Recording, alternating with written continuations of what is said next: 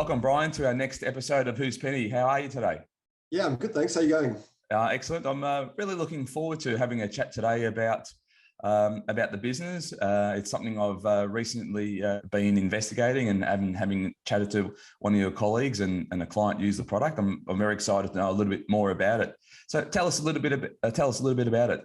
Well, the first thing I'd say is it doesn't surprise me you don't know a lot about it. That's the biggest thing we sort of face in the Australian market in particular. But I guess at the core of what we do, we provide a appropriate source of funding to e-commerce brands. I guess it's no secret that traditional sources of funding, I guess namely the banks themselves, haven't particularly done a good job to keep up with the evolving needs of different industries and consumers as well, which is why there's this massive and growing alternative finance market.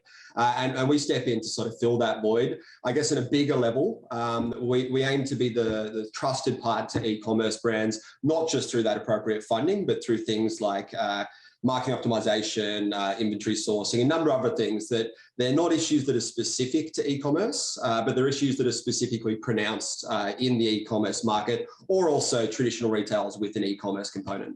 So I think what's probably most important, we better tell people what it is. Yeah, so the company's called Wayflyer, obviously. Sorry, should have started with that. So it's called Wayflyer. We're a global brand, actually started in Dublin, been in business just over 2 years. We're over 200 employees now, 5 or 6 offices globally, and just growing at a crazy rate because it is a bit of an untapped market. There's a few competitors in our space, but there's a lot of room to grow given the size of e-commerce. And I think particularly during COVID, the way people shop has changed. So e-commerce as a whole is expanding very, very quickly. It's almost become that. It hasn't. It has become that next level of retail that rivals the physical premises where you can walk in. And I think now with the changing landscapes, you do need products that blend with that type of store, if you like. Whereas traditionally, you have those traditional levels of finance. But tell us a little bit about how it actually works and how you understand the business, whether it's useful for them.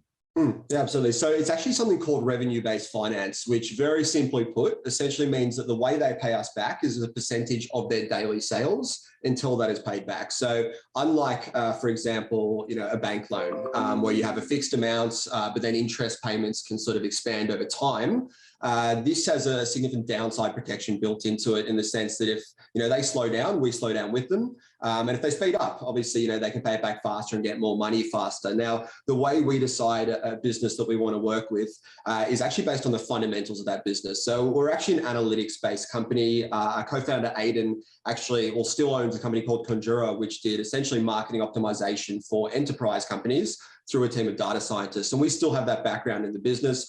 So all we need from a business to want to work with them is essentially the success of that business. We look at things like their revenue, their marketing performance, and just the general channels performance, sustainability of that. And the good thing about e-commerce is I wouldn't say it's easy to get that right.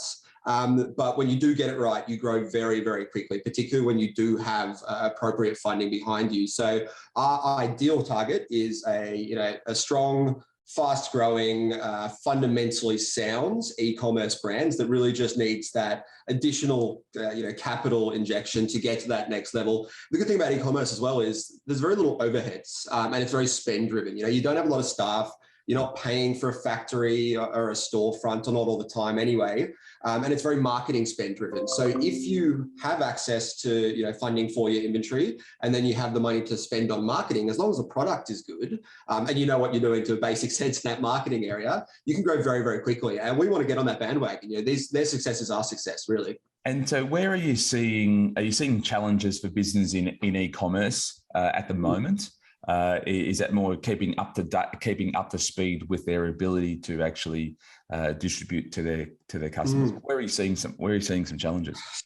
I could go on for a while with this. I would say some of the issues that other industries are facing, again, are particularly pronounced here. So one, for example, is the shipping delays we're seeing. Obviously in China, there's a multitude of issues. You're having the issues with, power supply, then you have issues with the port, then obviously just COVID more broadly. So getting access to that inventory is a massive issue we're seeing because they don't often hold 6, 12 months of stock like you would at a retail store. Yeah. The other thing we're seeing is changes outside of anyone's control, or at least anyone in this room, I suppose. And that's things like the changes to the Facebook and Instagram tracking, for example, because that is the lifeblood of e-commerce, is primarily, particularly for mid-sized businesses, that Facebook and Instagram spend, and they're not being able to track it as much. It's not that it's less successful, although it is to an extent. It's that they can't see why it is or isn't successful. So that's been a massive issue that businesses are facing, and it means they're turning to alternative sources of marketing. You know, your TikToks, they're hitting Google and Google Shopping more, other above-the-line advertising as well. So it is one of those industries. That's why I love being there, that it just flows so quickly. Things change; they're outside of our control, and you just have to adapt. I think that's where I guess, like every business has its challenge.